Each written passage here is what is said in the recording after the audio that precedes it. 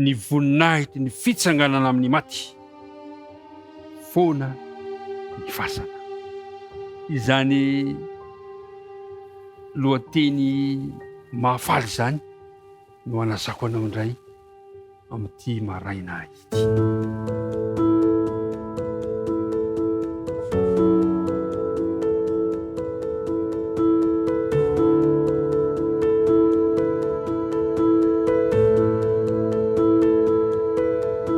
Miarabanao mandrakarivo mianolotra ny firalintso ihany kio, tonga tsy miaraba tokoa mantsy namantezitra ka dia miaraba ary amin'ny alalan'ny fahofantanana andeha ifampiarabantsika amin'ity androany ity. Ny viadanan'ny tompo any ho anao sy ny ankohonanao. Mialohan'ny andiniantsika izany loha hevitra mahafinaritra izany dia ndeha hiaraka hivavaka isika. Andriamanitra rainay any an-danitro, faly ny fonay fa afaka andinika ny teninao indray izay androany. Tomoera ty amponay, esory ny tsy fahatanterahanay sy ny hevitra mampisaraka anay aminao dia ny fahotanay izany, ary aoka kosa ny faneno masina no ameno ny fonay ka ahafahany mandray ny teninao. Dia mitahihany kio izao mpiaino izao. Anarana Jesôsy, amen. Voninahitry ny fitsanganana amin'ny maty. Foana ny fasana satria nitsangana Jesôsy.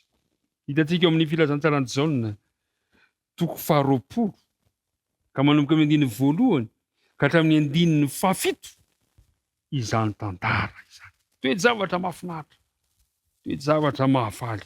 Fantatsika tsara fa ny folakandron'ny Zoma, Jesôsy no maty ary efa ho atombotra ny Sabata tamin'izay fotoana izay.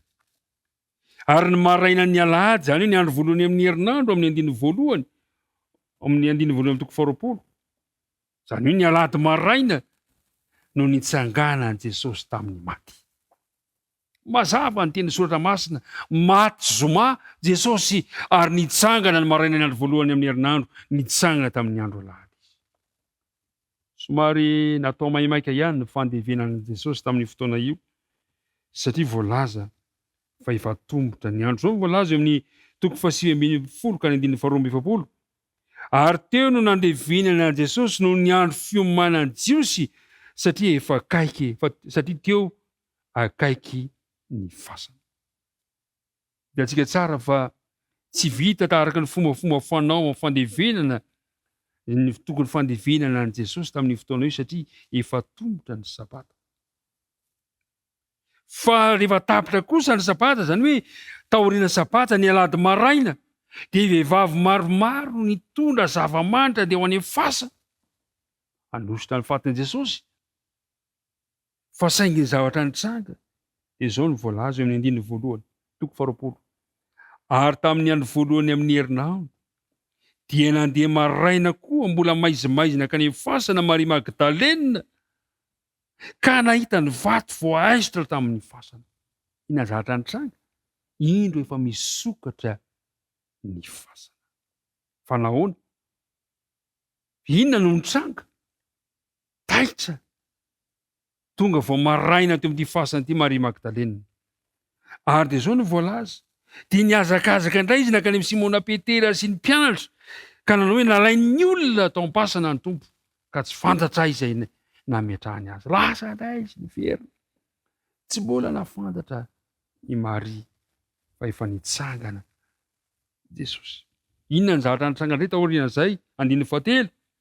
Dia nandeha indray Petera sy ilay mpianatra anankiray ka nakany amin'ny fasana, ary niazakazaka izy amin'ny rahalahy ireo. Tsika tsara zany fa samy taitra, fa ahoana ary? Tsy manisy natsiaro ilay tenin Jesôsy hoe amin'ny andro 7 dia hitsangana izy. Inona ny zavatra nitranga?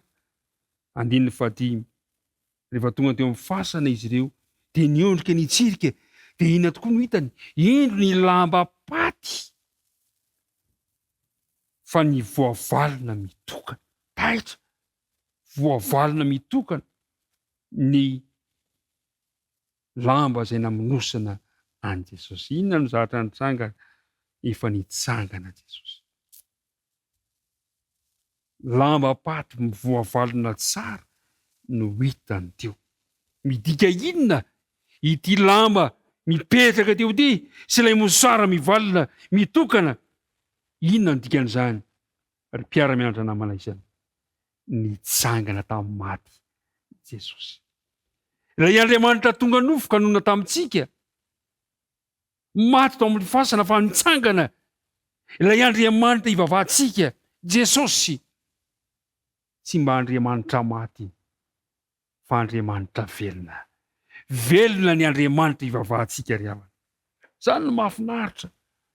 Ny Andriamanitra ivavahantsika dia Andriamanitra velona, na resy ny fahafatesana.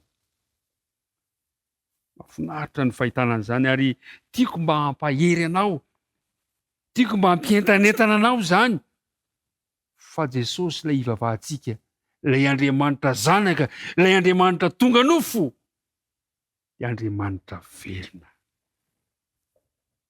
Nitsangana Jesôsy. Zavatra hitantsika eto mba hoe tena nitsangana tokoa ve Jesôsy? Hitantsika tsara fa nisokatra ny fasana. Lamba mivalina tsara. Raha andeha ataontsika hoe mpamaky fasana moa ny teo amin'ny fotoana io, azo antoka fa tsy anam-potoana andany andro hamalona ny lambam-paty izy.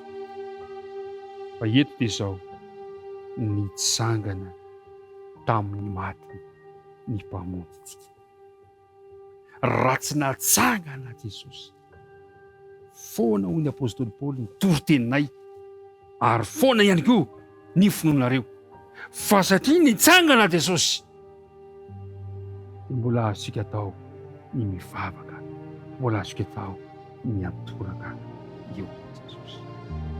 Andriamanitra ny hamelombelona ny finoantsika, Andriamanitra ny hanome antsika ny hafaliana, fa nitsangana Jesôsy. Tsy natazona azy ny fasana, fa nitsangana izy satria fantany fa ianao koa indray androany dia mbola andalo amin'izany fifaliana lehibe izany.